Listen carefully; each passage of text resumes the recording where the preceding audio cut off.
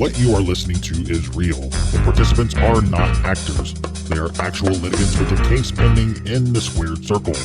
Both parties have agreed to dismiss their cases and have their disputes settled here in our forum, the Turnbuckle Debate.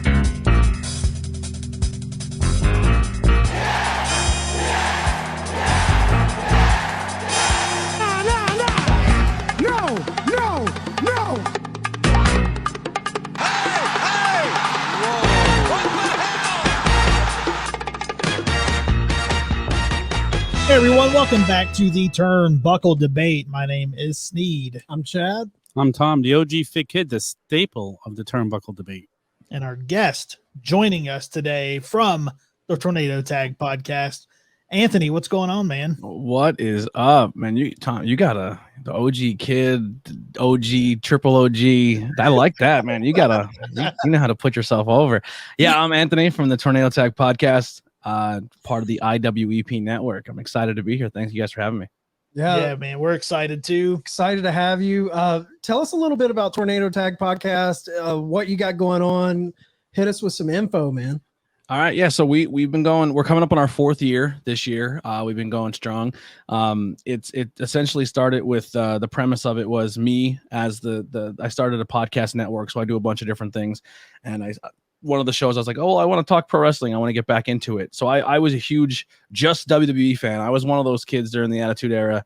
I'm 35 now, just to put myself at the level. But I only watched one company. I was the person who was like, WCW, everything else is evil. And if I went to your house on Monday and you channel flipped, I left your house. I would never come back on Mondays. I was WWE through and through, and then I got older and I took a huge break, fell into mixed martial arts. Like I loved watching that. Same. The same thing. Yep. And then everyone was like, yo, you missed your favorite wrestler's second Hall of Fame run, which was Sean. And then they're like, but you need to come back and watch it now because there's 2 guys who you're going to love. They're the best in wrestling. They're changing the business. They're going to make everything better. And I was like, who are they? And they said, CM Punk and Daniel Bryan. So I said, cool. Well, this weekend is Royal Rumble. And I said, that was always my favorite pay-per-view. Let's have a good time and watch it. Well, that was the last time they ever wrestled for about 8 years after that. And then I was already hooked. So I came back that Rumble.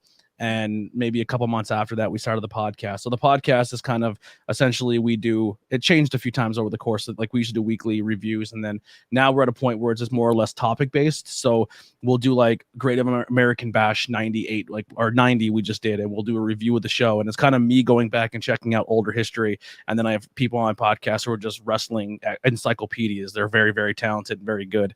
And then we'll do like topics, like we just did wacky gimmicks, like we did Barry Darso's gimmicks and stuff like that. Or we'll do like Robbinsdale High School episode where we talk about everybody who came from Robbinsdale High. So it's more like informational based. And then at the end, we'll kind of mix in like current day stuff, like if something big happened, if a title change or something crazy segments wise. But that's essentially what we do. We're live every Thursday around 7:30. Sometimes we get a little late depending on if everyone gets there in time. But it's usually 7:30 every Thursday, and we're live on YouTube, Facebook, Twitch, and Twitter. And you can follow us on all social media, Tornado Tag Podcast. And there's audio also, so you can find us on like Spotify, Google, and all that good stuff. Awesome, man. Man, that's awesome. Well, we're here to do some debating. We have 3 topics. One of those topics you brought to the table. So we'll do 10 to 15 minutes on each one. We try not to let Tom talk as much as we can. So Tom told me he's the master debater. Yeah. Well, find that t-shirt at prowrestlingtees.com/tavern. Yep, Is that a real t-shirt, master debater? Yeah. Oh, I literally made a joke. I didn't know that was a real thing. Yeah. It's there. Support the Tavern. Love that. I feel like I was drinking a beer for at a tavern. All right, so we'll jump in. You guys ready? Let's do it. Let's do it. Let's go. First topic of the evening. Can moving to TV-14 help the WWE product? Man, is it going to make better stories just because it's TV-14? Just because they're going to be saying curse words maybe and having, like, you still have to have stories to go along with it. You can't just have curses and a little bit of blood or sex and violence, that's not going to make it better. I mean, it'll be more interesting for us if they put some good stories with it. It won't be aimed towards kids, so hopefully these stories will get better with it, but I'm not sold that it's going to change anything when it's still the creative team, the same creative team who's been there for the last 10 years. I mean, go ahead, Chad. I get where you're coming from. I think there is I think a lot of people are saying oh, well, they'll get to curse now and there'll be more violence. And dude, that there needs to be, like you're saying, Tom, there needs to be more than just that to elevate a product. Everyone keeps saying this is kind of a reaction to AEW because, AEW's letting the curse words fly and they're having blood and guts and death matches and things like that. And I do think it's a little bit of a response to that. But I think that having said that, I do think that having a TV-14 rating does open the option for them to tell a little bit deeper, more adult-oriented stories. And the one thing that I think makes this a pretty smart move for WWE, they've been PG since 2008. Okay? Around right now, a lot of those kids that grew up during the Cena era, they don't want PG shit anymore. They're adults. They want stories that kind of fit where they're at in life. And I think that's what was the smart move with WWE when they moved out of the golden era of the late 80s, early 90s into the Attitude Era. They kind of tracked with their fan base. As the fan base grew older, the stories got more adult oriented. Now, do I think we're going to be getting hot lesbian action and all of this bullshit from the Attitude Era? I don't think we're going to get shit like that, but I do think it opens them up to tell a little bit more of an edge with their stories. Now, who's to say they do that? But I think it could help them. It could. Yeah, I will say I'm kind of torn, right? So this was supposed to be, they rumored this is the week. Monday, TV-14. And then right before, a couple of days before, they're just like, nah, it's going to be a little bit more. We're going to wait. And then Titus O'Neil comes out and he's like, we love you guys and we don't do anything bad and we're not going to talk about anything fun. Meanwhile, our owner is throwing more money around hush money than he paid for WCW. So a part of me thinks, I think people are getting their hopes up when they kick the ball off and say, everyone, we're going to go PG-14. And that's how you start a show, with saying we're going to make this inclusive, which is cool. That's awesome. Right. It's fun. But I mean, how risque are you going to get if you're also going to cater to not talking about certain hot button topics? Because pro wrestling, that's essentially what you got to go to. You know what I mean? Yep. But also, this is a company where we ripped a guy's eyeball and threw two people off roofs, and we ended the show saying how small someone's balls are. So if the show goes PG-14, are we going to be like, Miz has a little wiener? Like I don't. It just seems like it's still going to be Sesame Street compared to what people are expecting. I agree with Tom. I think they need to focus on more being creative when it comes to storytelling, and not so much like AEW. Obviously, they're doing blood, guts, they're doing curses, but they're still putting behind it a story that makes sense. I don't think it's going to help. Yeah. I don't think it's going to help when there's things that's happening over there that's not based on a TV rating. So there's things that's happening that's not based, like rematches, schmoz finishes, part-time talent, like those things. That's not based on a TV rating. Those things, I think, until you open it up and give a little bit more creative freedom to these people, I don't think anything's going to change, and I don't think a rating is going to do that. I totally agree. Yeah, 100%. I mean, everything we've seen was just everyone's like, TV-14's coming. Oh my God, TV-14's coming. I'm like, pump the brakes. It's not going to be awesome. Like, just relax. And I don't want to be that guy and ruin people's hope, but like, it's like when people like booked WandaVision, they're like, this is what's going to happen. I was told on the internet, and then it doesn't happen. Like, it was the worst. I was like, it was already it was like, you made it worse because you put yourself in too high of expectations. No, I'm with you guys. I mean, I was kind of saying, like, could it help? Possibly, but dude, you've got to strip the whole fucking infrastructure down. Let's be honest. Like, there's so many issues that they need to. it's honestly going to be interesting to see how it does go, because if they don't fix those problems that Sneed's talking about, if they don't open up the freedom for the talent, let the talent be talented, if they don't open that up, could a TV-14 rating in the long term hurt them in any way? Because now you're not this very broad-based, you're not getting those younger viewers. It's not a family-oriented show anymore for young kids. If they fuck up the storytelling and have a TV-14 rating, do they run the risk of not being as attractive and not casting a wide net with sponsorships and things like that? Yeah, I like how you say it leaves the door open so they have that ace in the hole. But I think it's funny how people are like, oh, this is all because said talent is going to want that. Like, you think talent has that much pull that they can just walk up to Vince and be like, make this TV-14? He's like, you got it, pal. Like, that's not like, he literally created like creative, literal. Like, I've talked to a lot of people. I got a chance to meet to a lot of people who are no longer with the company, and it wasn't like they were bad mouthing people, but they literally said, like, and I mean, this is all out there, but they've literally said, like, we would walk into a thing, we were told for months this is what we're going to do, and then the night of a show, Vince walks in, looks at it, rips it up, and says, figure it out, and you have 3 minutes. You know what I mean? Like, Yeah. when one guy can walk in and just be like, hey, all your work you did all week, throw it out the window, and then go out there and do it, and then it falls flat, and everyone's like, that guy sucks. And it's just like, it's not me, I'm trying my best. You know what I mean? And then he gets fired because he's not. Yeah, he gets fired because he doesn't go over on the segment, and then Vince is like, you blew it, pal. You're like, you chopped my legs out from underneath me. You know, You should have seen what I had set up. Yeah, it makes me think, like, this is a comparison for me. Like, maybe this is apples to oranges, but everyone loves Eddie Murphy. A lot of us grew up with great Eddie Murphy movies. Back in the 80s and early 90s, he was putting out these hard rated R movies that just fucking push the envelope. Man, Eddie's the man, the stand-ups.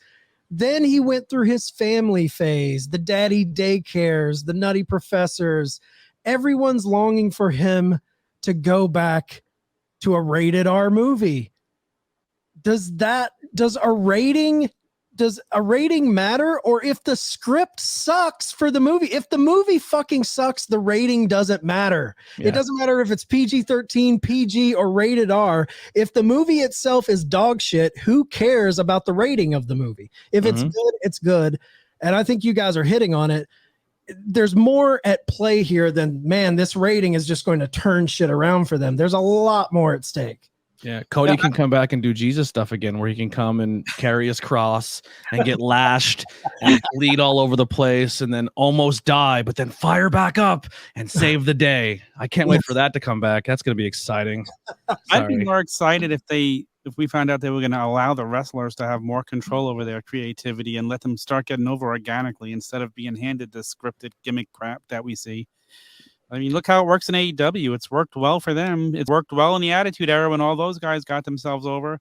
Since the Attitude Era, nobody's been allowed to go over and get themselves over and cut their own promos. It's been, here's a script, go read it. It's actors. I want these guys to feel their characters, because that's when it becomes more believable. And until WWE does that, things aren't going to change. Yeah, Bray. That was Bray. They're like, hey, Bray, you can do all your creative control, do what you got to do, but you're gonna book yourself and make yourself this really, really cool character. But then you're gonna get in the ring and lose.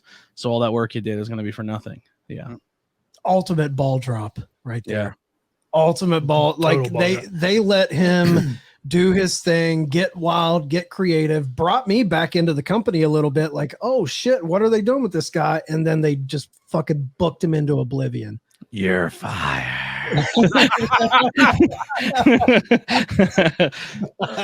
that's great. That pop, man, that's awesome. Well, I think one of the best things that I saw someone say out of all this, they said that the reason they're doing this is to attract MJF to come over. And I mean, I can, Dude, people are still believing that. that's what I'm saying. yeah. Okay. He ain't fucking going anywhere, dude. Everyone realized he signed a contract months ago, right? Like, even before this whole storyline came, like, it's Extension. like, He signed the extension. And everyone's still like, oh, he could show up at the Rumble. Okay. That is as funny as people saying, like, the WWE people who don't want to lose talent being like, Sasha Banks is still coming back. I'm like, my dude, she's doing a signing in Chicago under her own name. If she was under a WWE contract, she would not be allowed to go do a signing anywhere. And if she is, she wouldn't be able to allow to do it under her name Mercedes. Like, she's gone. She's no longer a part of the company, and she's showing up at AEW. So get your tissues ready. Those are the same people when Mox was when Mox was on his way out the door. They were like, "Oh, I think it's all a misdirect. He's going to show back up on Raw in a couple." No, man, he's fucking out. Yeah, he is out. WWE tried hard with Mox too. They didn't want him to leave.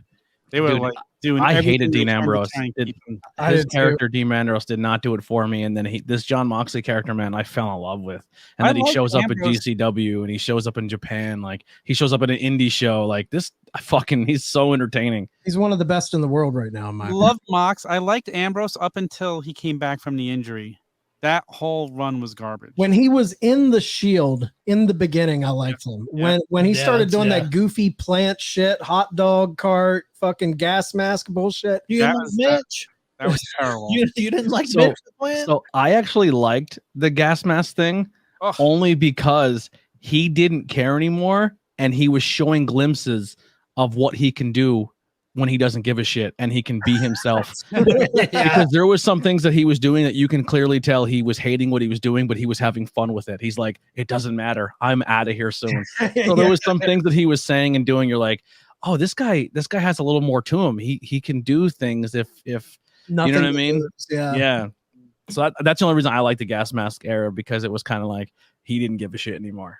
He was just like, he was already 1 foot out the door. Yep. And people who think that he's coming back to WWE at some point, I don't see it. I don't see it either, man. He's maybe down the line for a Hall of Fame induction, but as far as like coming back in a major role in the next 5-7 years, don't see it. To me, he is Mr. AEW. He lives and breathes that company. He loves what they're doing.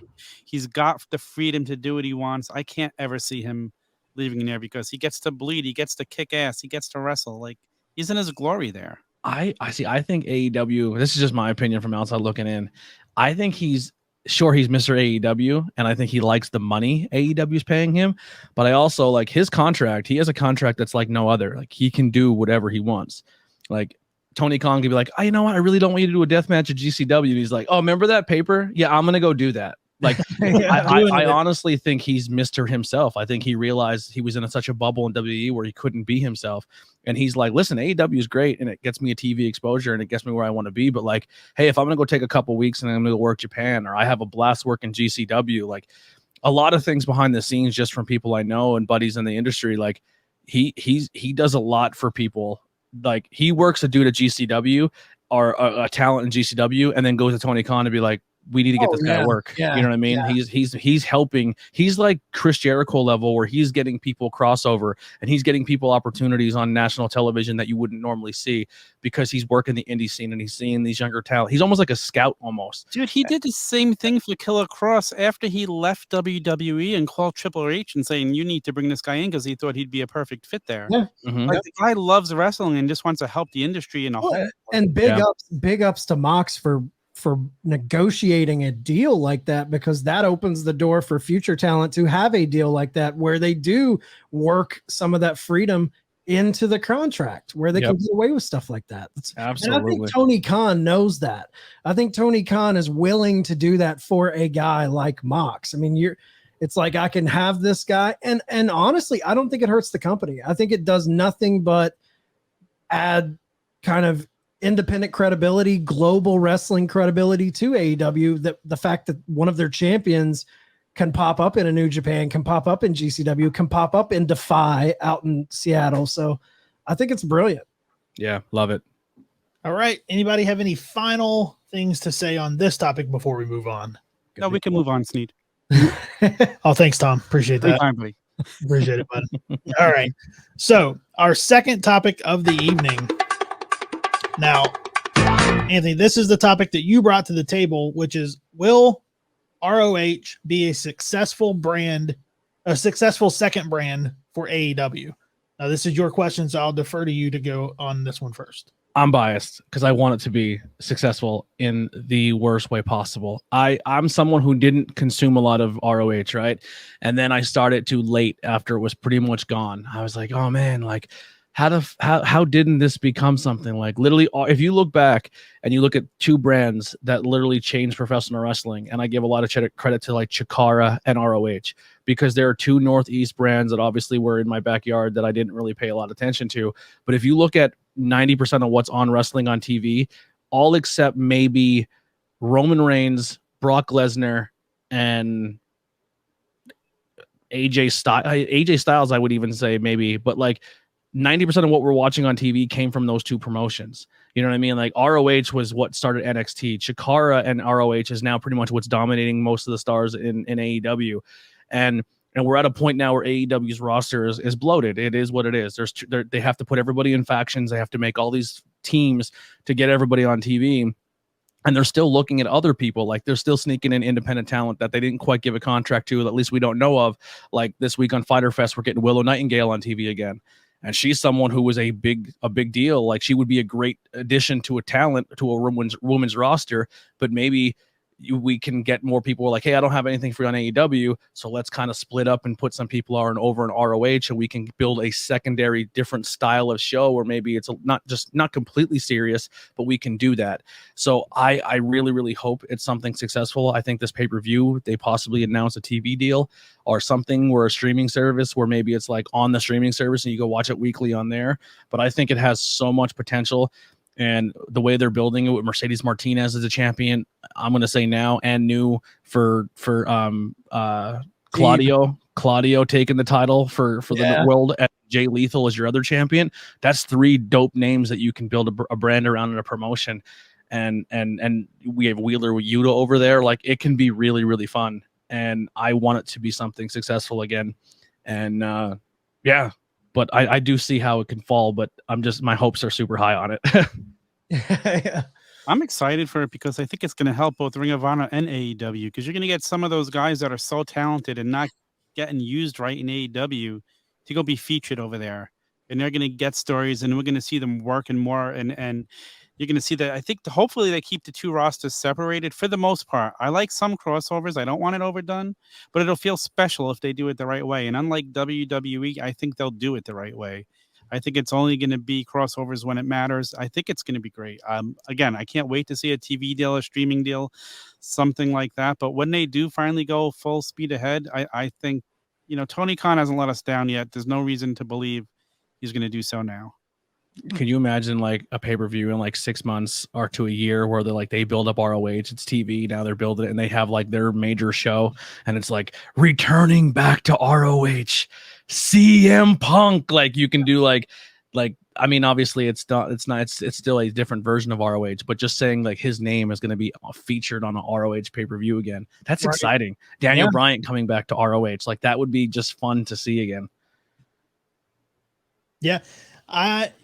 I think it will be a successful brand. I hope that it's not a second brand though. I want to see it be its own thing. I want to see it stand on its own two legs. Though I think it'll be successful. Yeah. I think once we get a TV deal, once we get to know, kind of what they're going to do and how we're going to be able to consume it.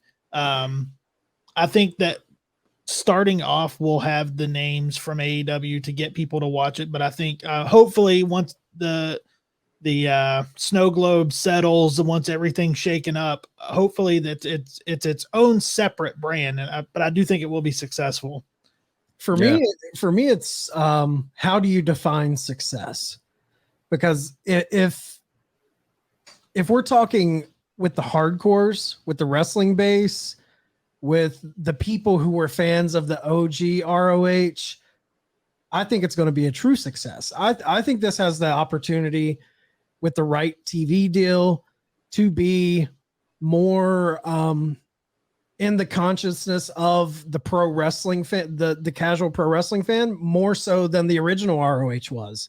So in that regard, I think it's going to be a big success. Do I think it's going to reach the heights of an AEW as far as fandom, reach the heights of a WWE? No, I don't think it's going to get to that point.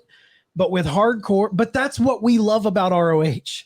Like ROH isn't that WWE type of show. It's not AEW. I love the way Tony Khan's repackaging this. I love the new logo. I love the look of it.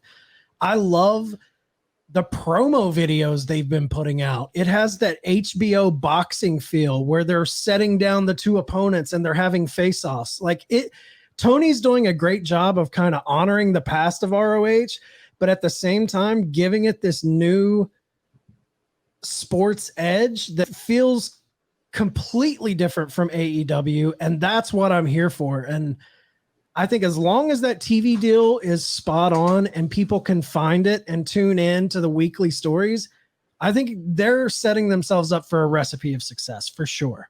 I say success will be like, I think more people will consume ROH than they would NXT 2.0. I think more people are going to consume this more than they consume Impact, and that's a shame, because I think if Impact had a better TV deal, more people would consume it, because it's not a bad program. They have a really good roster, and they put on really fun shows. The problem is it's on Access TV that no one has access to. You know what I mean? Like right. we're in a world right now where 90% of people have a streaming service where it's either like Hulu TV or YouTube TV, and it's not on there.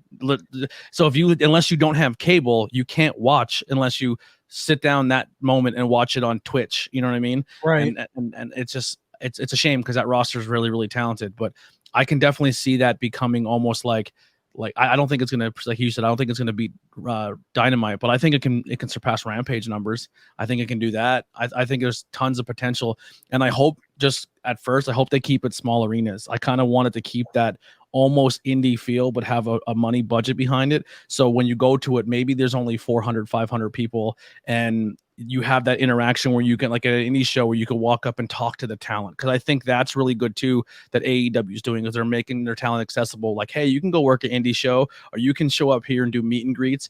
Because the more your talent is accessible, where they can see them, and they can see them on Twitch, and they can see them at signings, and they're not always hidden behind tons of security, and fans have to stalk them at their hotel rooms like WWE, it makes them more accessible and makes people more fans of that product. And I think if ROH keeps it like traditional to what it was, I think it could be really, really fun. And please keep the metal plates on the side so people can bang on them. No, yeah, I'm with you, man. I think AEW was making their wrestlers very accessible, and if ROH stays with that is a playbook straight out of Dana White and the UFC's playbook. You know, that is a play right out of their playbook, because if you followed UFC, especially in the early to mid 2000s, dude, it was so easy to contact fighters and talk to them. I went to film school and did my documentary project on a UFC fighter. Reached out. Was that Cole Miller? If you remember. Okay. Yeah. A lightweight. Magrino was his nickname. Great dude. But yeah, and so I think that you're dead on, man. Like, that makes fans connect to the characters themselves, the people behind the characters, and it gives it that grassroots punk rock feeling where it's not some big band in an arena that you know, tons of security are around them. You're sitting at the bar after their set, having a drink with them, getting to talk to them. That makes you feel like you're a part of a movement. I hope ROH, I love what you said about keeping it in smaller arenas, because that gives it a different intimacy that AEW kind of has moved past. Yeah. I think as long as our TV deal doesn't sandwich it between an OxyClean and a Flex Seal commercial at 3 a.m, I think we're going to be pretty good. Yeah. It was very hard to find the original ROH. Yeah, and plus if they get that streaming deal, and we can go back and watch old school stuff, and now you have about 2 years worth of AEW content you can put on there. That's going to be a fun program to subscribe to. Yeah, and add New Japan to it while you're at it. Since AEW is being streamed over there, let us stream it over here on their service. Yeah, because their service is awful, and now that Stardom's part of that too, or it's under the same company, but hopefully they package Stardom into that as well, so we can see that. Because New Japan pretty much said that they're going to start sending Stardom to the States and work with New Japan Strong and hopefully maybe AEW. I wouldn't be shocked, man, the way that Tony Khan has worked with all these promotions. when they do launch their streaming service, just to kind of put some real shit on the table as far as being competition to a WWE Network / Peacock type of thing, I wouldn't be shocked if NWA and Impact make some deal with Tony Khan to feature their shit. Like, it's going to be, if AEW has a deal, say on HBO Max, a streaming service offered, a lot more people would be eyeing Impact Wrestling than Access TV. A lot more people would be watching NWA than finding it on Fight TV or the replay on YouTube. You know, like those companies would elevate by being on a platform like that. And how about GCW? GCW making hints that they might be part of a streaming service soon. Because they put out shows twice a month, and you have to pay like, I mean, they're not super expensive, but $30 every show can be a little much on Fight, especially with today's economy. But like, people want to consume that. People enjoy GCW. So imagine if they tag up with GCW and now GCW stuff or PWG. Like, who knows, man? If I said when AEW started, man, if they really work and say, hey, let's all come together, like for $10 a month, you can watch PWG, ROH, Impact, New Japan, Stardom, AEW, and GCW all are one service. Dude, take my money. Like, oh yeah. Yeah, that would be a huge deal. Huge deal. That's fantasy booking, but that's something. When this company first started early on, I said this is what's going to eventually happen. Like, I'm not saying like I coined it, but like I said that Forbidden Door is going to get kicked open when AEW was first announced. I said this is the route it has to go if it wants to be taken seriously and wants to do it. And everyone kind of laughed at me, and here we are now, and it's like it's reality. And honestly, I still think this to this day. I think the day that Vince steps down and steps away, I think there's more opportunities that you might see it on the WWE side, which sounds insane to even say out loud. But I think once the people who are in charge of that step away and get rid of that old school mentality, it's going to be there because other companies are receptive to it. I think so too. I think the old guard, it's that, if you know your wrestling history, it's that old promoter territory system. And, at one point, Vince was that new, fresh mind to kick out all the old timers from the territory days. And now Vince has become that guy kind of rooted in the past where it's time for a change. Yep. And the best people who will benefit from it is us as pro wrestling fans. Cause I don't care if you're an Attitude Era. I don't care if you're a Golden Era. You can say whatever you want. Sure. The past is great, but there's no better time to be a wrestling fan than right now. Yeah, absolutely. Absolutely. I agree. So people on Twitter and all these social media, stop being so toxic and just enjoy wrestling. Yes. Pat, tell them who hates wrestling more than wrestling fans. Jim Cornette. I'm sorry. Nobody. Wrestling fans hate wrestling more than anyone. So, well, the problem is everyone's so enrooted into this. Let's bring back a legend. Let's bring back a legend. What does the past think about the future? And it really sucks when a lot of people who are guys who are the business that you look up to and you idolize, and they're all about telling you how they paved the way, but what they're trying to do is pull up the bricks on the way past. Like, I think it's so disgusting to me. It's not everyone who looks for that. It's WWE who brings those legends in because they haven't built new stars that they can rely on to draw the people. Yeah, but I mean, in the podcast world, if you look at the top 50 consumed podcasts, they're almost all people who have used to be in the business. And the ones who are even top on that list are the ones who are shitting on what they're watching on TV. Yep. Absolutely. It's still trying to put, they're still in that get myself over phase. It's like, dude, make way for the new. Make way for the new. Put the new over. If you want to make the wrestling business stronger, quit tearing it apart and saying this isn't how it's done.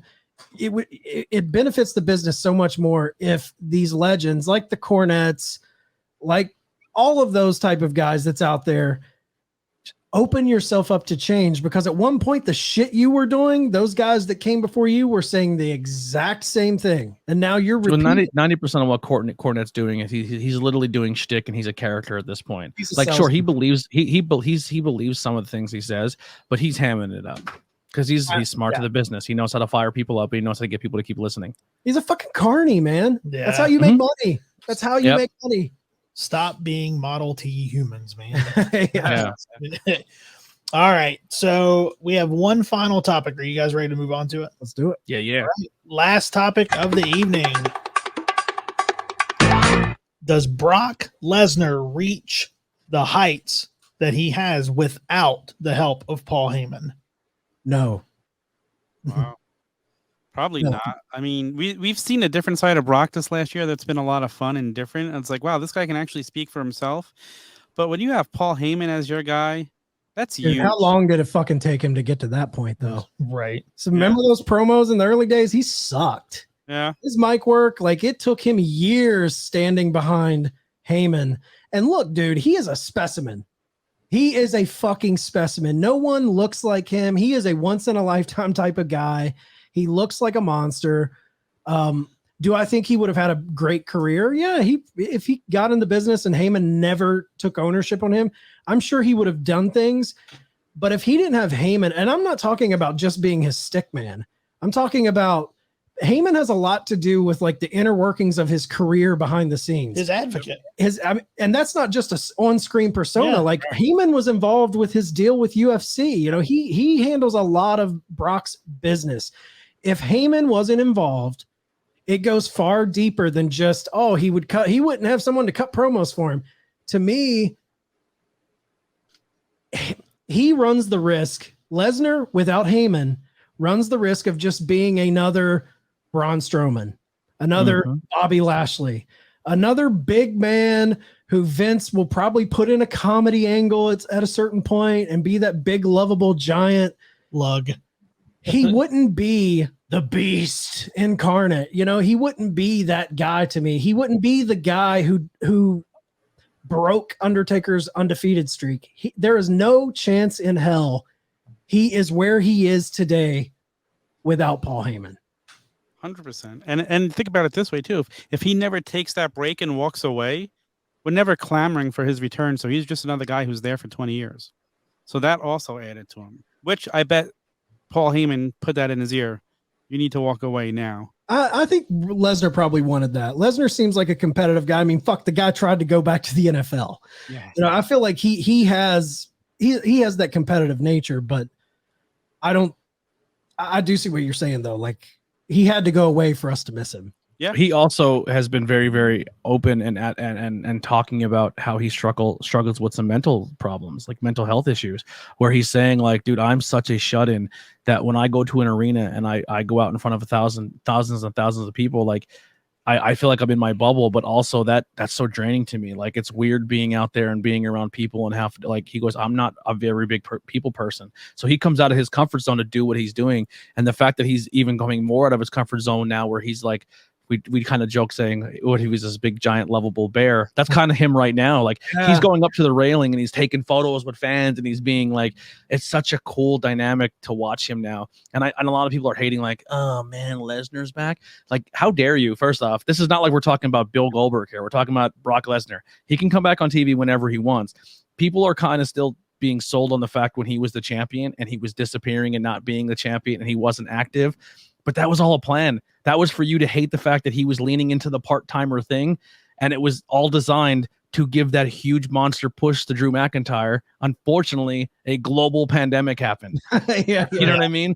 Like that was complete smart book. Like people were literally, I fell in like a mark that I am during that Royal Rumble when he was just eliminating everybody. And I was like, this bullshit. I'm screaming at my TV. I'm like, I'm never watching this shit ever again. I'm sick of Lesnar. And then the boot happened. And I was like, oh my God, that's what it was all about. They literally marked me for 2.5 years doing this whole he's not here. And that one kick was the culmination to all of it. And I was like, that was one of my favorite Rumbles of the last 10, 15 years. Yeah, I loved the way they booked that Rumble. Yeah, it was so smart. And listen, I'll take like right now Lesnar's there because obviously they're having an injury bug and you could tell that the plans have probably been for Cody and this and that. But he's an ace in the hole, man. Like bring him back, do what you got to do. I'll take him on TV whenever I can because when he's there, it means something, you know. And it's sorry that we don't have a huge debate this week for the fans listening to this show because we all agreeing with each other. But yeah, where does Heyman rank just a side question here. What does Heyman rank on all-time management, like all-time managers? Top 3. Yeah, easy top 3. Top 3. Yeah. Bobby's number 1. I would say maybe he's number 2 and Cornette 3. That's probably yeah. I would throw a wild card in there just because I'm a fucking huge mark for his run with Omega. I'm a monster Don Callis fan. Like the incarnation in AEW of Don Callis gave me shades of little bit of Bobby Heenan, little bit of Jesse the Body, little bit of Heyman. Like, but yeah, I'm with you. Cornette's unbeatable with the Midnight Express and that. The thing with like Cornette, obviously he made Midnight like. Where I give Paul Heyman credit is if you look back at the people he was an advocate for. Sure, he had a couple duds and stinkers, but I still don't think they were his fault. I think it was just he didn't get the push or he wasn't allowed to do what he wanted. But this is like if you go back and watch old Roman promos, where the same thing with Lesnar. Awful. He was awful. He was terrible. And then they're like, we're gonna put you at Heyman, and now Roman is the biggest. He's the only thing worth watching on WWF programming. He's so good. And they're doing the same thing where he's not showing up all the time. And people forgot the fact that he was the most active wrestler the past 3 years after battling leukemia a second time. And now he's like, I'm going to go away and do Hollywood. And he's putting all those teasers out and everyone's like, I hate, like even the ones who are like, that hated him like me, that are now acknowledging him. And now he's like taking time away. People are like, I don't want to now, like, because everybody was like, it was cool to like him because he's the heel, but now he's even getting the ones that were cool to like him to be like, no, F him. And you know what I mean? And now they're torn because they're cheering for a guy who marked them for 2 years or worked them for 2 years in Lesnar. Like, SummerSlam's going to be fun. But yeah, I agree. I think Paul Heyman is a huge reason why we have Lesnar where we are. And I think Lesnar has recently just shown that he can take the ball and do what he needs to do to get the job done as well. It's been an awesome career to watch, and Paulie's just fantastic. Yeah, it's a shame Heyman's never been given the opportunity in WWE when they put him in charge of something. I wanted him in charge with no handcuffs. I wanted to see what he could do without Vince stopping him, because I think it would have been much different than what we saw from him when he was in charge. Every single person that he wanted to put the rocket on and say like this guy can be something are all sitting on your rival company right now. 100%. Yep. Yeah. I think the reason Lesnar is so good right now, because I think this version of Lesnar we're seeing is one of the most fun versions of Lesnar we've ever seen. And like you said, Tom, he's cutting great promos now, and he's doing it himself. The whole reason that's possible is because of all the years he spent with Heyman. Mm-hmm. Sitting under the learning tree. Same with Roman. And have these conversations with this guy whose knowledge is second to nobody in the history of wrestling. Dude, I can see it right now in the back when Roman started sitting under that learning tree, Heyman walking him step by step of how to deliver a promo. Slow it down. You don't have to say a whole lot. You're like the way he slowed everything down and let his presence speak instead of trying to be Mr. Cool Guy knockoff of The Rock. He was trying to be The Rock in those early promos, and it blew up in his face. Yep. That's not him. And Heyman has a great way of looking at someone and just seeing what's there without that person even knowing it's there. His footage of him at house shows is fucking fantastic too. Like Roman at house shows when he was working the house shows and he's really working the crowd and still having fun and kind of breaking fourth wall. It's like, man, this guy it's clicked for him. He's figured out what he needs to do here. Yeah. I mean, there's nothing really that I can add. Of course, he wouldn't be where he is without Heyman. But I think one thing that Heyman did for him, as I was sitting here thinking about it, I've never been a big fan of part-timers. And Lesnar being a part-timer, Heyman kept him relevant as a part-timer when he's gone. So, when he's gone, it doesn't even feel like he's gone. So he keeps him at that height and doesn't even feel like a part-timer. So that's the services of being an advocate, man. Like, he definitely wouldn't be where he is without Heyman. He's still doing it. He's still doing it. What was it, last week or the week before when Heyman and Brock had that segment on SmackDown? Roman wasn't there, but he was there in our minds because Heyman's there. He has a way, and it's not just a character thing. Heyman is a fucking mad scientist, dude, in pro wrestling. He's one of those guys, and you hear Bully Ray and Tommy Dreamer talk about this on Busted Open Radio all the time, that everyone says, yeah, he's got a great mind for the business, but people don't truly understand how great his mind is outside of the guys who really know him. But you hear just constant superlatives for Paul Heyman. And I just go back to that speech, man. This is the dance, the ECW Beyond the Mat speech that he gives those guys. This guy is a leader of men. Mm-hmm. Men want to follow this guy. They soak in his knowledge. But just back to the debate topic, I think Heyman has given so much to Lesnar. I don't think we even realize the amount of stuff that he's given to Lesnar in the business. So fantasy booking here. Who wins SummerSlam? Roman. You think so? Theory cashes in and wins the belt is what I'm going with. Okay. I agree, because I think obviously the roadmap is looking that someone doesn't have any TV movie deals coming up anytime soon. So that kind of frees him up for Mania. So he can work his cousin and The Rock. I know everyone's like, oh, you're going to talk that, but it's happening. It's going to happen. And it doesn't need a title for it to happen. So, because the battle of the head of the table is more than enough that you don't need the world title there. So kind of sticking on the Paul Heyman theme, you got Roman on one side, you got Brock on the other. And it looks like Paul's switching back and forth. And who is he going to be the guy? Who's going to be his guy? If either one of these guys lose, they can disappear for a while. They don't need to be around anymore. But there's that new golden boy. And boy, wouldn't he be a great advocate for that new star coming up. Does Paul Heyman jump ship and jump with Austin Theory? I didn't even think of that, but I think SummerSlam. I see the goosebumps just run over all your bodies right now. Dude, that Heyman with Theory would be awesome. And I think the reason I think Theory is going to win, one, I think it's a holy shit, shocking, you just made an ultimate heel type of moment. And SummerSlam is full of rematches this year. So you need that. This is one of your top 2, top 3 events of the year. You need that what the fuck moment. And I think the only way you get that this year with the way SummerSlam is laid out is by having a cash in where he actually takes that title. Mm-hmm. And how great would it be for a young guy like Theory who's still learning, and you see him getting better weekly, to get to work with Heyman and be that guy that gets to sit and listen to him in the back? That's priceless. That'd be and you can do the whole story where, because Austin Theory right now is running that bizarro version of John Cena, right? Where everyone's like, well, John Cena had everything handed to him. He's the golden shovel. He's buried everybody his entire career. And now they're doing it with Austin Theory, but they're putting it in front of your face in the story that, like, well, he's not technically in this match, but Vince said he's going to be in it. So, like, you can even do that thing where it's just like, oh, he lost his cash in. Oh no, Vince said it didn't count. Like, they can just do like, oh, he lost his title. Nah, it didn't count. Run it back. Like, they can do that. And then Paul Heyman being that person who's backstage, who can be that advocate that, like, can talk about it without showing the backstage stuff. It's genius. And then you have this giant monster heel that has everyone so pissed off in Austin Theory.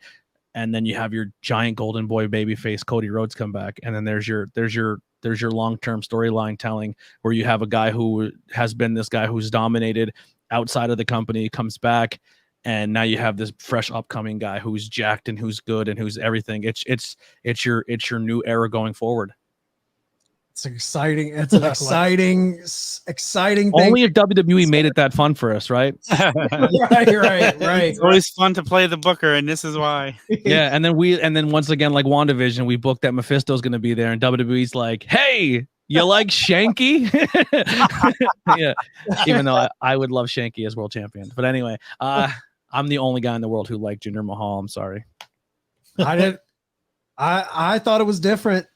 It was fucking different, man. Dude, that was 80s wrestling all over again. You give the foreign heel a chance. I loved it. I thought it was, and I think he looks cool. I thought he plays a fun character. I'm a Jinder fan.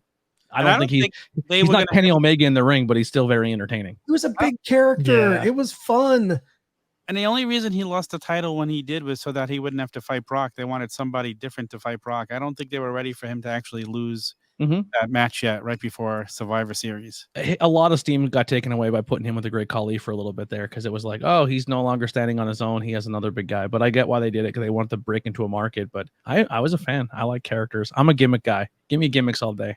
Same. Yeah, I like gimmicks. Love gimmicks. Somebody cut that booking clip and they just make that go viral. That Anthony just did. Just cut that clip up. That clip. Put that out there for WWE. Somebody has to see that. Yeah. I'll take payment in hush money. Vince, if you're Whoa. It's out there. I love it. It's out there. All right, guys. Well, this has been fun. Anybody have any final things to say before we wrap up? Nope. No. All right. Nothing debate wise. Just thank you guys for having me. I had such a good time. Anytime you need me, shoot me a message. I'd love to join and come hang out. Absolutely, man. Yeah, definitely, man. You're in the rotation with that beautiful Shure mic and those great opinions. Let's do I got it. I got 6 of these mics, so I'm good to go. Let's just plug the Twitch contest real quickly before we sign off for today. plug it Guys, up. if you watch any of our streaming shows on Twitch between now and August 2nd, and you comment, you are automatically going to get an entry in to win a Shop AEW Kenny Omega exclusive figure. So all you got to do. The John watch on Moxley one Twitch. just dropped today. Yep. Yeah. I got 2 of them. All you gotta do is watch on Twitch, make a comment, talk to us during the show from your Twitch account. You're entered in the contest on August 2nd, live on Fig Night. We're gonna spin the wheel. We're gonna pick the winner right there. So you can enter every show that airs between now and then. You get an entry for each show that you watch and you comment. Get on it, guys. Get on it. Win that Omega figure. Tom, did you say you got 2 mocks? Yeah. Yeah, that's illegal. It was 1 per person. Well, my wife's a person too. Okay. You dirty scum. Found You. a No, little- I'm joking. Impressed? I was really late getting to that, and my buddy's like, "Yo, they said there's only a couple hundred left. You better get on." And I was like, it's gonna be gone." And I'm like, you know what? I'll go over. I took my time. I logged in. I added it to my cart. I hit checkout, and it just went through. And I was like, I got it. So I have the Jericho Kenny and now the mock. Nice. So I'm pretty excited. But can I plug one more thing before we cut out of here? Yeah, man, plug it all. Yeah, the IWEP network. I do, like I said, I do a bunch of different podcasts. I do an interview podcast, a pop culture podcast, paranormal, a beer podcast, and a pro wrestling. So I got a lot going on you can check out. But I just started doing, I was telling the guys before the show started that one of the things that this podcast has led me is oops, sorry, this cable is terrible. I have to get new ones. Is I do pro wrestling commentary. So I do commentary for a lot of different promotions in the Northeast Pennsylvania and New Jersey, and hopefully I break up into New York and stuff like that. I've been very fortunate to have stuff that you can see on IWTV, Fight, YouTube, the whole 9. But I'm very new to it and I'm still learning, but I just started doing a vlog. So over on our Tornado Tag, I just put out my very first vlog of going to a show and kind of figuring out and getting stuff to record. And I just got like a new little travel GoPro setup. So I'm getting cool interviews at shows. So if you can go check that out, any feedback would be great. And like I said, if you're in the Pennsylvania area or you're like that, just come see us at shows and let's hang out. I love independent wrestling. So you can always see me there. And Anthony, throw your tag out for Tornado Tag on IG.